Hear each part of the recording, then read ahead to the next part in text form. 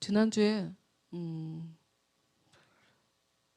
한 가정에 가장들이 죽는 모습을 뉴스에서 봤어요. 여러분도 보셨는지 모르겠어요.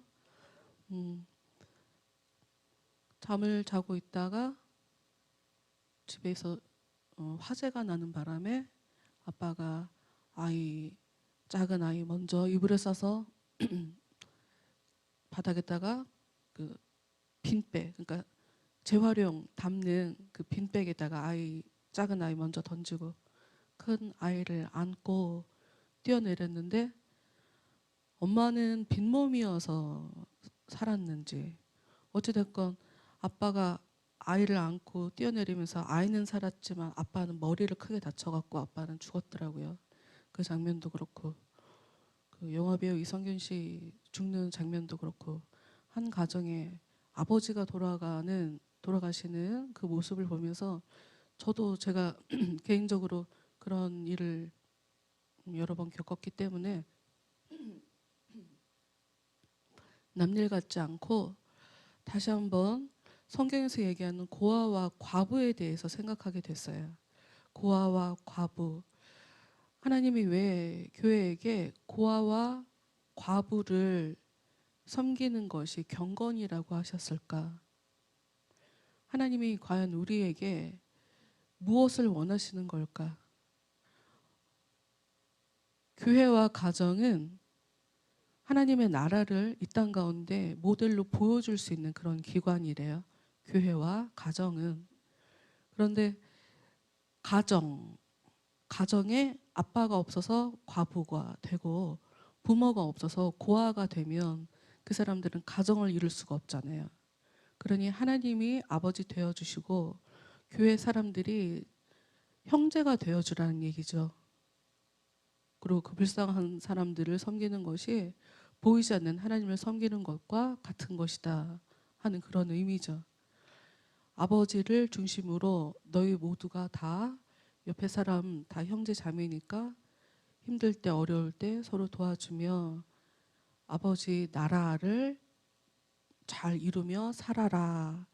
아버지의 나라가 이런 것이다 라고 하는 것을 세상 사람들한테 보여주어라. 이것이 하나님이 교회에게 원하는 모습일 겁니다. 네, 여러분, 오늘 2023년 마지막 날이에요. 글쎄, 그냥 상투적인 말로 한 해 남은 시간 얼마 안 되지만 한 해 마무리 잘 하시고 뭐 이런 얘기 하잖아요. 진심으로 여러분에게 마무리 잘 하시라고 말씀드리고 싶어요.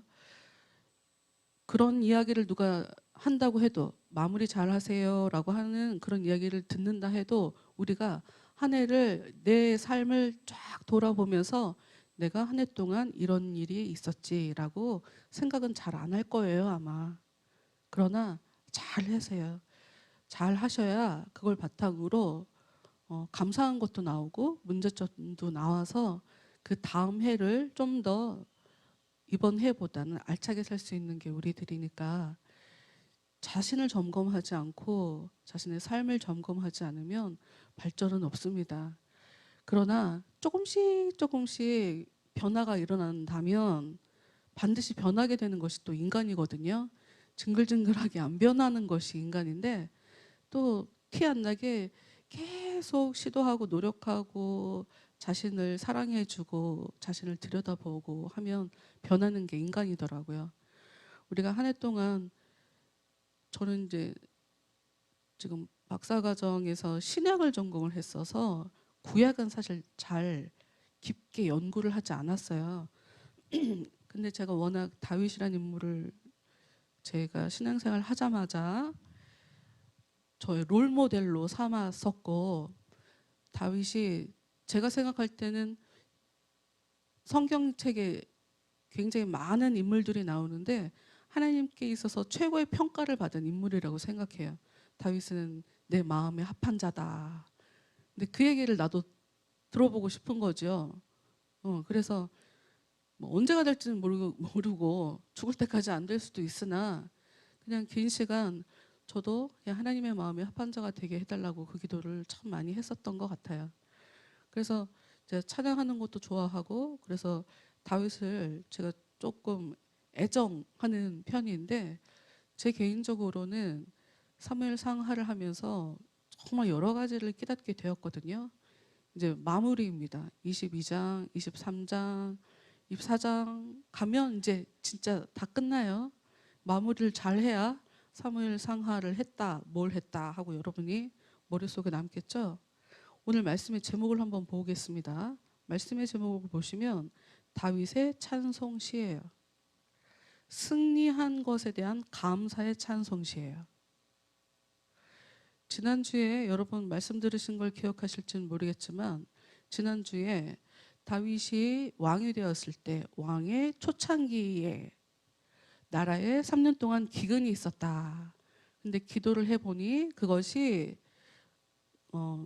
죄 때문이었다. 사울 왕의 죄 때문이었다. 사울 왕의 열심 때문이었다.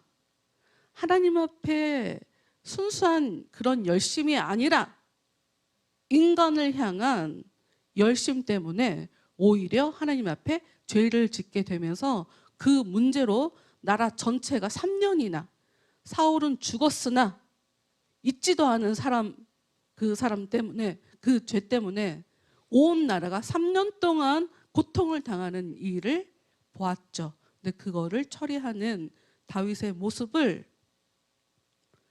보면서 여러분 무엇을 깨달으셨어요? 저는 이번 주에 다시 한번 이 말씀을 보면서 지난주에 미처 깨닫지 못한 부분을 하나 더 깨달았거든요. 오늘 말씀과 관련이 있으니까 이거 말씀 전하는 거예요. 왜 지난주 거 또 하나 이러지 마시고, 여러분 잘 보세요. 하나님께서 사울 왕을 벌하시고 잘못했다. 사울 왕이 지은 죄 때문에 이스라엘 전체가 3년 동안 고통당해야 된다라고 한 것에 대한 원인이 뭐냐면, 사울 왕은 기브온이라고 하는 사람들을, 족속을 아예 다 멸해버리려고 그랬죠. 그런데 왜 하나님이 그걸 화내셨어요? 기브온 족속이 원래는 가나안 땅에 살던 사람들이고, 원래 하나님의 계획이라면 그 사람들은 쫓겨나고 죽어야 되는 사람들이 맞아요. 그러나 어찌됐건 무슨 과정을 겪었건 간에 하나님 이름을 걸고 이스라엘 조상이, 사울이 아니라 한참 몇백 년 전에 조상이 하나님 이름을 걸고 기본 사람들이랑 약속을 했단 말이에요. 같이 살기로. 그런데 왕이라고 하는 사람이 이제 왕이 되자마자 조상과 약속 맺은 그 사람의 그 약속을 헌신짝처럼 내던지는, 하나님 이름을 걸고 맹세를 한 그런 관계인데도 불구하고 자기가 하나님보다 앞서 과잉 충성하면서 오히려 하나님 앞에 그게 죄가 됐다는 거죠. 조상이 맺은 약속이에요. 자기가 한 약속 아니고, 자기가 한 약속도 어기면 옳지 않다고 하는데 조상이 맺은. 근데 이게 여러분, 이게 여기서 되게 중요한 재밌는 이야기가 있어요. 21장 7절 말씀을 좀 볼게요. 사무엘하 21장 7절. 기본 사람들이 찾아와 갖고 우리 복수해야 되겠습니다. 우리는 그 사람 7명을 원합니다. 목숨을 내주십시오 라고 했을 때 다윗이 어떻게 했어요? 다윗은 7절 말씀, 21장 7절 말씀 다시 볼까요? 그러나 다윗과 사울의 아들 요나단 사이에 서로 여호와를 두고 맹세한 것이 있으므로 왕이 사울의 손자 요나단의 아들 무비보셋은 아끼고. 이 얘기가 무슨 얘기냐면, 사울 왕이 왕이 되었을 때 행한 모습과 정반대, 완전히 딱 반대의 모습을 지금 다윗이 행하고 있는 거예요. 사울 왕은 지파 족속 간에 약속한 기본 족속과의 약속을 어기고 그들을 다 죽이려고 했죠. 그런데 다윗은 지금 다윗이 볼 때 사울 집안, 안 그래도 사울 집안에서 계속 쿠데타가 일어나잖아요. 그런데 거기서 무비보셋이 있으면 자기한테 위협돼요. 시끄러울 수밖에 없어요, 정치적으로. 그러나 시끄럽고 안 시끄럽고 다윗은 그걸 신경 쓰지 않아요. 왜? 요나단과 여호와를 두고 맹세한 게 있기 때문에. 사울은 자기 유익을 위해서 여호와를 두고 맹세한 걸 깨뜨린 사람이었고, 다윗은 나중에 힘들 거가 충분히 예상이 되어져도 여호와 앞에서 맹세한 게 있었기 때문에 요나단의 아들을 살려둬요. 이게 굉장히 중요해요. 오늘 본문 말씀 읽은 것과 딱 맞아떨어지는 그런 말씀이에요. 왜 다윗이 하나님 앞에 특별한 은혜를 얻었나? 이런 것들 때문이에요. 이 사람은 자기의 유익을 구하는 사람이 아니에요. 하나님을 위해서 하나님의 말씀에 비춰서 무엇이 옳은 것인지를 계속 고민하고 내가 죄를 안 지려고 하나님의 말씀을 내 마음에 두었다. 이런 말씀이 시편에 나온단 말이에요. 말씀을 계속 보며, 여러분 다시 다윗의 찬송시 이 제목 요 부분을 설명을 하나 할게요. 다시 한번 할게요. 그저 하나님 감사합니다라고 하는 찬송시가 아니에요. 전쟁에 이기고 나서 찬송시를 하는 거예요. 전쟁에 이기고 난 이후에 다윗이 자기의 삶, 이제까지 하나님께서 나의 삶 가운데서 어떻게 역사하셨는지를 자기 경험담을 이렇게 시로 풀어낸 것이 오늘 22장 전체의 말씀이거든요. 여러분, 나는 여러분이 이런 고백을 하나님 앞에 할 수 있는 사람들이 되기를 바라요. 경험을 해야 돼요. 하나님을 경험해야 돼요. 한 걸음 더 나아가 하나님의 말씀대로 살려고 노심초사하며 뒹굴며 내가 죄 짓지 않으리라 자신의 허벅지를 찌르며 참아보고 견뎌보고 속으로 울고 이러면서라도 하나님의 은혜를 구하며 죄 짓지 않으려고 하는 몸부림이 있으셔야 이런 찬송시는 부를 수가 있어요. 하나님은 약한 사람에게 찾아와요. 다윗은 자기가 왕이어도 하나님 앞에 약한 사람으로 항상 서 있어요. 자기를 주장하지 않아요. 사울 왕은 강한 사람이었어요. 지파 자체도 강하고 실제 그 사람도 여러 부분에 있어서 강한 사람이었죠. 강한 게 좋은 거라고 생각했어요. 그러나 다윗은 달랐어요. 인간의 강함이 중요하지 않다는 걸 알고 있었어요. 하나님의 은혜가 나를 강하게 만들어버린다는 것을 다윗은 알고 있었어요. 제가 성경 볼 때마다 성경이 보면 샌드위치 기법이다, 수미상관이라고 하는 그러니까 처음과 끝이 같은 얘기를 하면서 중간에 여러 가지 내용으로 채워져 있다. 이 중간 내용들은 전부 다 처음에 나온 얘기, 끝나는 이야기를 그냥 풀어낸 것뿐이다. 성경이 굉장히 요 방식으로 많이 쓰여져 있다고 말씀드렸잖아요. 요 22장 요 승전가는 사무엘하 맨 마지막에 있는 말씀이라고 봐야 돼요. 그러면 우리는 사무엘상 2장에 가갖고 한번 살펴볼 일이 있어요. 사무엘상 2장에 한번 가봅시다. 누가 나옵니까? 한나가 나와요. 이렇게 수미상관이에요.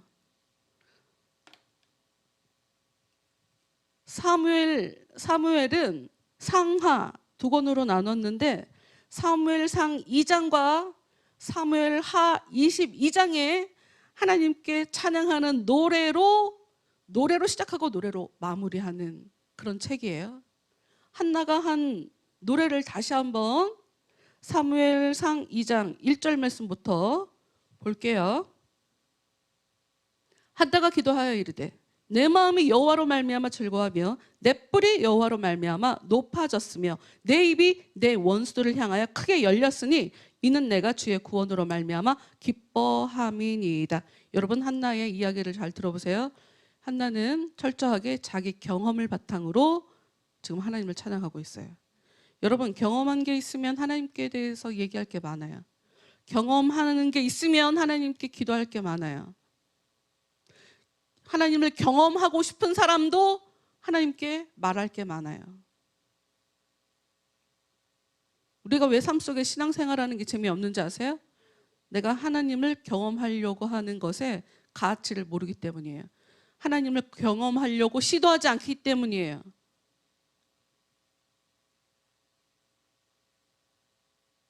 굉장히 중요해요. 하나님은 행한 대로 갚아주시는 분이기 때문이에요. 내가 하나님에 대해서 관심이 없으면 하나님도 나한테 관심 없어요.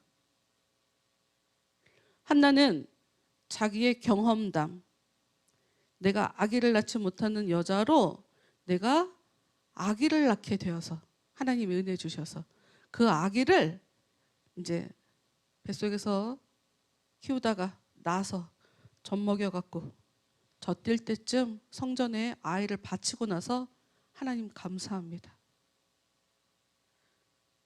찬양하는 거예요. 주님의 그 구원이 그것 때문에 자기는 너무 기쁘대요. 2절 여호와와 같이 거룩하신 이가 없으니 이는 주밖에 다른 이가 없고 우리 하나님과 하나님 같은 반석도 없으심이니이다. 여러분, 한나의 기도와 다윗의 찬양시는 내용이 상당히 흡사합니다. 여러분, 그럴 수밖에 없어요. 반복해서 말씀드리지만 성경에 나와 있는 이 이야기들, 하나님의 역사는 대표성의 원리를 갖고 있다고 했잖아요. 대표성의 원리를 갖고 있다고 했잖아요. 그 사람에게만, 한 사람에게만 특별히 역사하시는 게 아니에요. 똑같은 하나님을 겪을 수밖에 없고, 그러니 똑같은 내용으로 하나님을 찬양할 수밖에 없어요. 3절 말씀 볼까요? 심히 교만한 말을 다시 하지 말 것이며 오만한 말을 너희의 입에서 내지 말지어다. 여호와는 지식의 하나님이시라 행동을 달아보시느니라. 여러분, 하나님은 우리의 행동을 달아보십니다. 내가 하나님 앞에 어떤 마음을 갖고 살아가는지 우리의 마음을 들여다보십니다. 4절 다윗이 전쟁에서 승리하면서 노래했다고 했죠? 다윗도 그럼 이런 이야기를 하겠네요. 4절 용사의 활은 꺾이고 넘어진 자는 힘으로 띠를 띠도다. 풍족하던 자들은 양식을 위하여 품을 팔고 줄이던 자들은 다시 줄이지 아니하도다. 6절로 넘어가 볼까요? 여호와는 죽이기도 하시고 살리기도 하시며 스올에 내리기도 하시며 거기에서 올리기도 하시는도다. 다윗의 삶으로 한나가 기도한 이 예언적인 이 찬송을 다윗은 자신의 삶으로 겪어내요. 이 모든 말씀, 이 예언적인 찬양, 찬양 기도를 다윗은 삶으로 이 말씀을 맞습니다. 내가 이렇습니다. 내가 이랬습니다. 내가 이런 걸 경험했습니다. 라고 한나는 짧은 문장이었지만 다윗은 훨씬 많은 양으로 훨씬 더 풍성하게 시작은 미약하였으나 나중은 창대한 것처럼 한나가 예언적인 이야기를 기도를 그냥 했을 뿐인데 다윗이 맞습니다. 맞습니다. 그렇습니다. 나에게 하나님이 그렇게 역사하셨습니다를 얘기하는 게 나오는 거죠. 끝에 가서 7절 말씀 볼까요? 여호와는 가난하기도 하시고 부하기도 하시며 낮추기도 하시고 높이기도 하시는도다. 다윗은 살아가는 모습을, 성경을 어릴 때 모습을 보면 잘 사는 집 같지는 않아요. 자기가 직접 양을 치는 거 보면 잘 사는 집은 같지는 않아요. 잘 사는 집이었으면 일꾼을 썼을 거란 말이죠. 그 사울은 그 몸종이랑 같이 다녔었잖아요. 근데 다윗은 자기가 직접 일한 걸 봐서 잘 살지 못하는 사람으로 보여요. 다윗이 약했을 때, 사울은 강했을 때 하나님을 만났지만 다윗은 약했을 때, 예수님을 낳은 마리아도 가난할 때 하나님이 찾아가서 역사하시는 거예요. 하나님이 선택하시는 거예요. 한나도 하나님은 가난하기도 하십니다. 부하게도 하십니다. 잘난 사람이 문제가 생기면 보세요. 가난하기도 하시고 부하게도 하시고 낮추기도 하시고 높이기도 하시며, 여기 사울과 다윗 얘기가 다 들어있잖아요.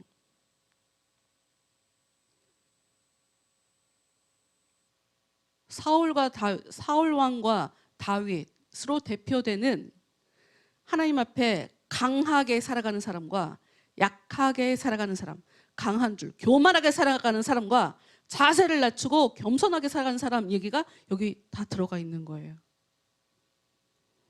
8절 말씀 볼까요? 가난한 자를 진토에서 일으키시며 빈궁한 자를 거름더미에서 올리사 귀족들과 함께 앉게 하시며, 이게 바로 다윗의 모습이죠. 영광의 자를 차지하게 하시는도다. 이게 바로 다윗이 살아낸 말씀이죠. 땅의 기둥들은 여호와의 것이라. 여호와께서 세계를 그것들 위해 세우셨도다. 그가 그의 거룩한 자들의 발을 지키실 것이요 악인들을 흑암 중에서 잠잠하게 하시리니 힘으로는 이길 사람이 없음이로다. 다윗은 진심으로 이것을 고백하죠. 한나는 전쟁한 여자가 아니잖아요. 그냥 한낱 여자니까 이 사람은 그냥 감동이 오는 대로 성령을 따라 그냥 기도를 한 것뿐이에요. 그런데 그것을 다윗은 살아냈어요, 몸으로. 10절, 여호와를 대적하는 자는 산산이 깨어질 것이라. 다윗도 이런 거를 고백하며 원수들이 깨지더라 이 얘기를 해요. 한나는 깨어질 것이라 라고 얘기했지만 다윗은 깨어졌다, 원수를 물리쳐 주셨다, 이렇게 고백을 하죠. 하늘에서 우레로 그들을 치시리로다. 여호와께서 땅끝까지 심판을 내리시고 자기 왕에게 힘을 주시며 자기의 기름 부음 받은 자의 뿔을 높이시리로다. 자기 왕에게 힘을 주시며, 왕 나오지도 않았어요. 그러나 왕에 대한 언급을 벌써 하고 있죠. 그래서 왕을 대적하는 자, 단순하게 왕을 대적하는 게 문제가 아니에요. 단순히 다윗을 대적하는 게 문제가 아니에요. 뭐가 문제냐? 다윗 왕은 하나님이 세우신 사람이란 말이에요. 그러니 다윗 왕을 대적한다는 건 하나님을 대적하는 거란 말이죠. 그래서 이게 간단하지 않다. 하나님은 자신이 세운 다윗을, 여러분 우리가 사무엘상, 특히 이제 사무엘하 중심으로 다윗의 삶을 보셨을 때 실수 많잖아요. 죄값도 자기 집안으로 고스란히 돌아가는 거 우리가 봤잖아요. 그럼에도 불구하고 하나님이 다윗을 선택하셨기 때문에 때리면서 고치시면서 죄값을 치르게 만들면서 계속 그 왕으로 하나님께서 계속 그의 왕권을 유지시켜 주시잖아요. 그를 대적하는 사람들을 무찔러 주시죠. 이게 아이러니 중에 아이러니죠. 죄가 없지 않거든요. 심각한 죄를 졌거든요. 다윗이 판단력도 흐려서 저 사람이 가는 데마다 저 사람이 움직이면 왜 그런 거 있죠. 왜 드라마에 이런 게 나와. 내가 사랑하는 사람, 내 주위 사람들은 다 떠나간다, 다 죽는다, 불행해진다, 뭐 이런 주인공들.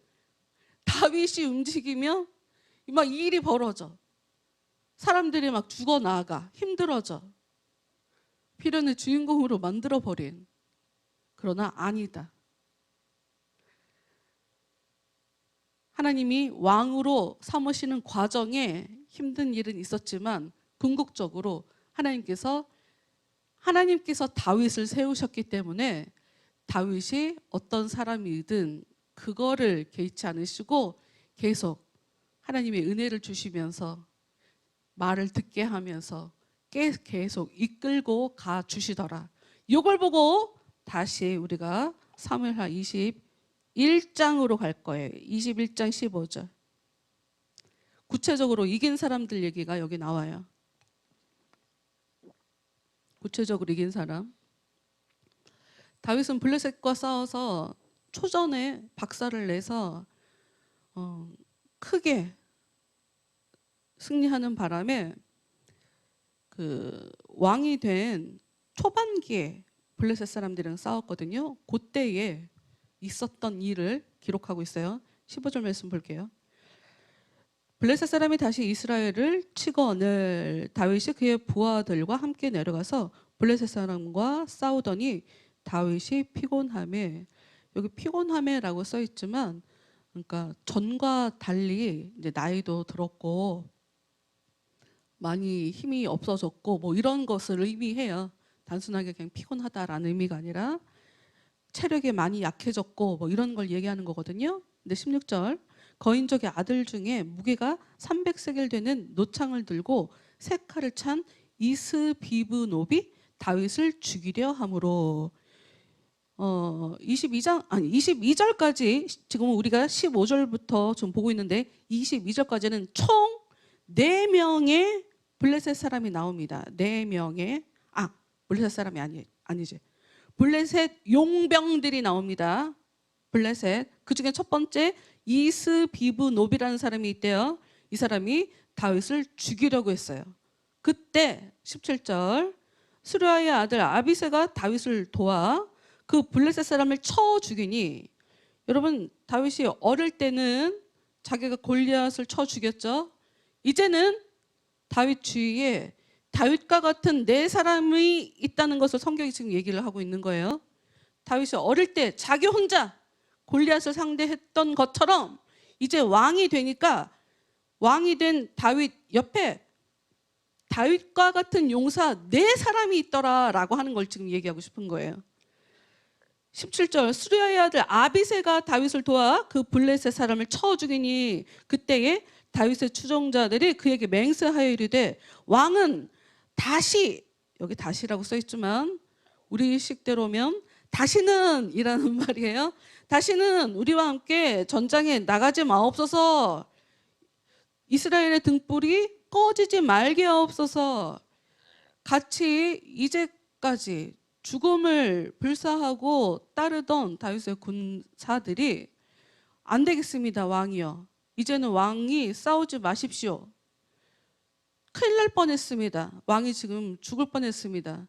이제 앞으로 우리가 전쟁하겠습니다. 이렇게 사람들이 나오는 거죠. 첫 번째 아비새라는 사람이 이스브비노브를 죽였대요. 18절 그 후에 다시 블레셋 사람과 곱에서 전쟁할 때에 후사 사람 십북에는 거인족의 아들 중에 삽을 쳐 죽였고, 후사 사람 십북에라는 사람이 거인족의 아들 삽을 죽였대요. 이제 두 번째 나왔네요.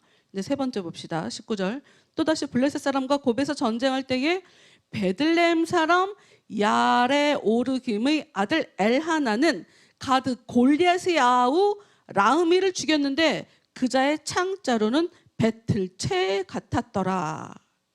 골리앗을 다윗이 처리했던 것처럼 골리앗의 동생도 무서운 덩치가 큰 거인족이었는데 이 사람을 또 자신의 군사 중 한 사람 엘하난이라고 하는 사람이 죽였어요. 20절 또 가드에서 전쟁할 때에 그곳에 키가 큰 자 하나는, 키가 큰 자라고 써있지만 그냥 거인이란 얘기예요. 싸움을 잘하는 용사라는 그런 의미를 갖고 있어요. 아무래도 덩치가 크면 싸움을 잘하게 되잖아요. 팔도 길고 그렇게 힘도 세고. 그 사람은 어떤 사람이냐면 손가락 발가락이 6개였대요. 육손이라고. 우리 어릴 때는 그런 사람이 있었거든요. 요즘 그런 사람 없지만 하여튼 이 거인족 중에 그런 사람이 있네요.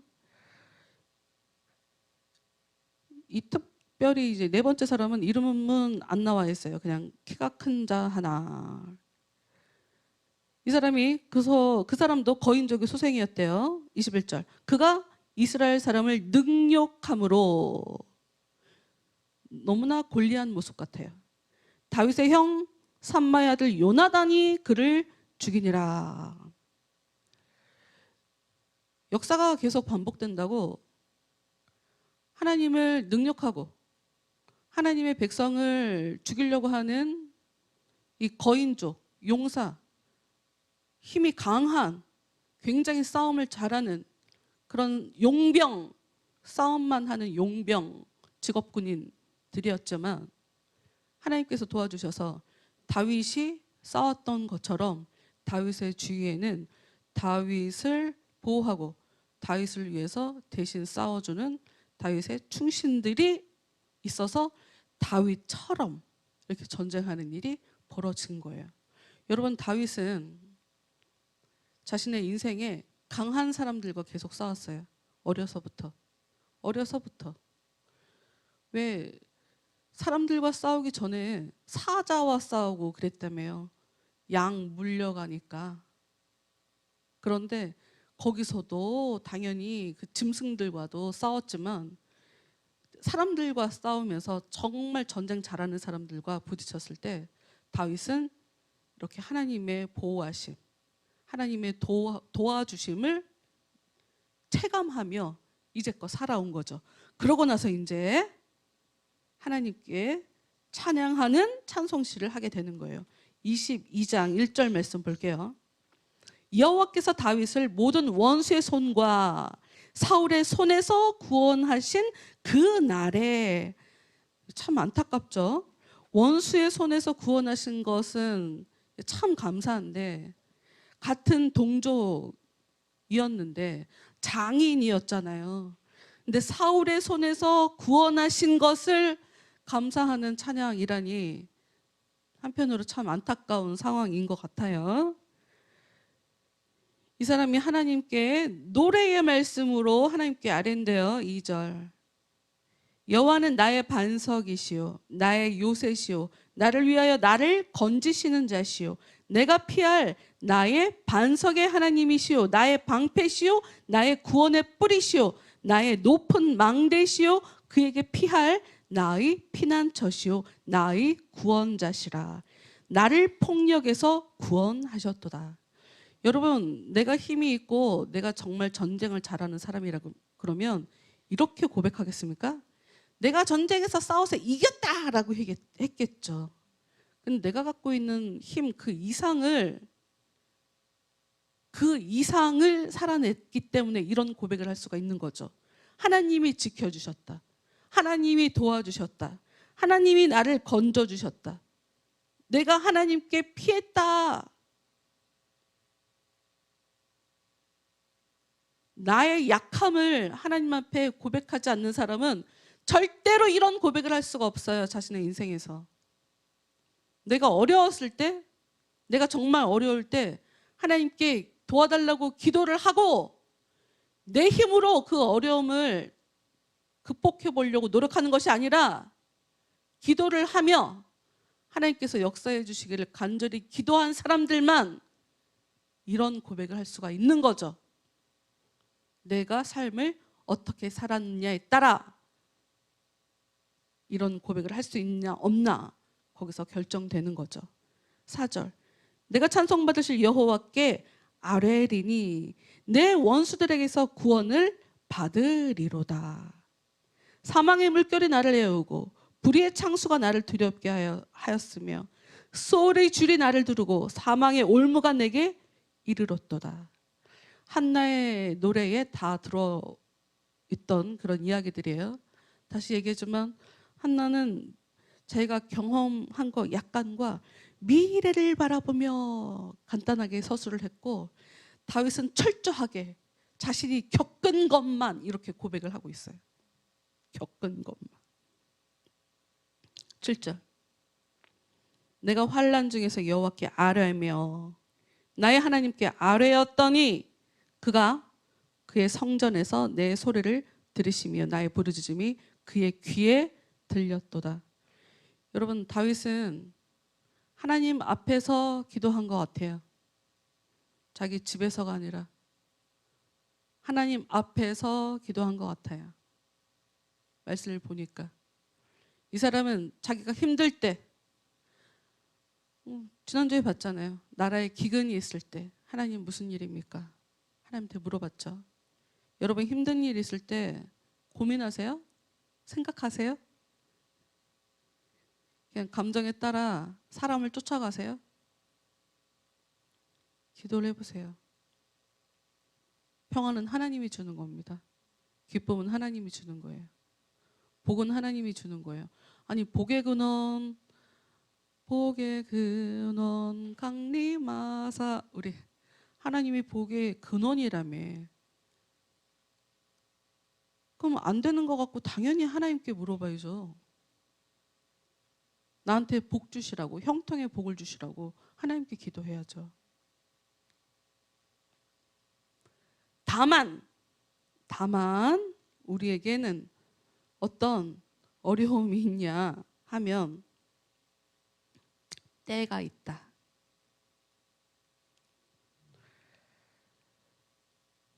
이 말씀 읽고 오늘은 여기까지 합시다.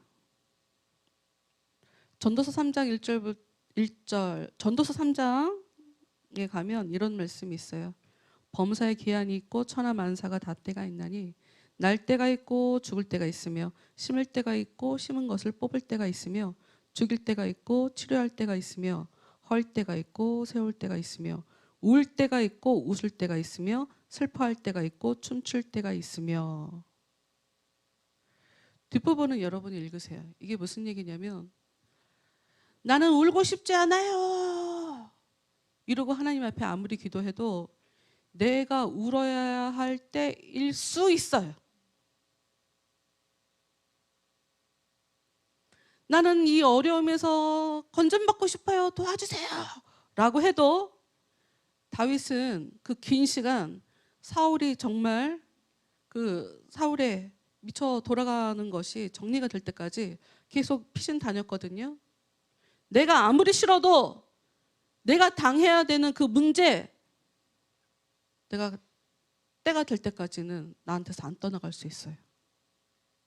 그게 우리한테는 어려운 점이긴 합니다. 그러나 이것도 기도하면 하나님께서 기다려라, 내가 너와 함께 한다 하고 마음에 확신을 주세요. 보통 기도를 제대로 하지 않아서 이 어려움 하나님이 해결 안 해주실 거래 이걸 몰라갖고 계속 하나님한테 찡찡찡찡거리면서 살아가거든요. 여러분 기도하면요, 네가 기도하는 거 나는 그거 너한테 답 줄 생각이 없어. 이런 것까지도 디테일하게 하나님께서 가르쳐 주세요. 하나님 그래요.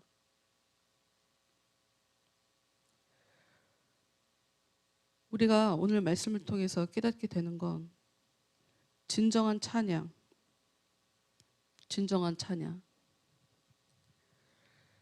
사무엘 상과 사무엘 하는 이스라엘 안에 왕으로 세워지기, 다윗이라는 사람이 왕으로 세워지기까지, 그래서 그 왕정 제도가 안정될 때까지의 기록을 사무엘 상하가 기록하고 있어요. 그러면서 처음 시작을 하나님께서 무엇이든 다 하실 수 있는 하나님이다 라고 하는 것부터 한나가 이야기를 시작을 하죠. 그리고 하나님께서 미래를 바라보며 하나님이 원수들을 다 굴복시키실 것이다 라고 하는 선포, 예언적인 찬양을 하죠.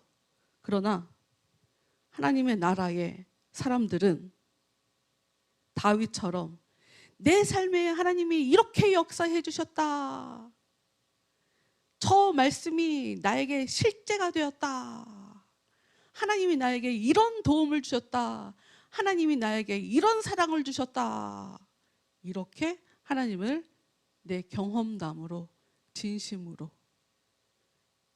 노래할 수가 있는 그런 사람이 되는 거죠.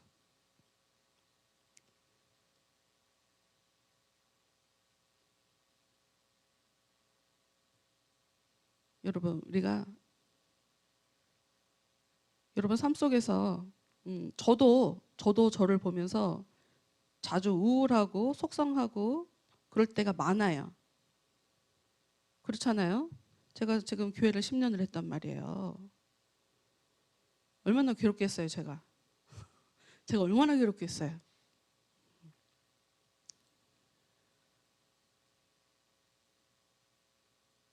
근데 이제 기도하면 하나님이 마음을 만져주시고 진정시켜주시고 이렇게 하니까 저도 힘든 시간들을 견뎌낼 수 있는 거거든요. 여러분, 여러분의 삶에 글쎄 지금 얼마나 기쁘신지 얼마나 행복하신지 잘 모르겠지만 성경은 기본적으로 하나님을 존중하는 사람을 하나님께서도 그를 존중한다 하고 얘기하고 있어요.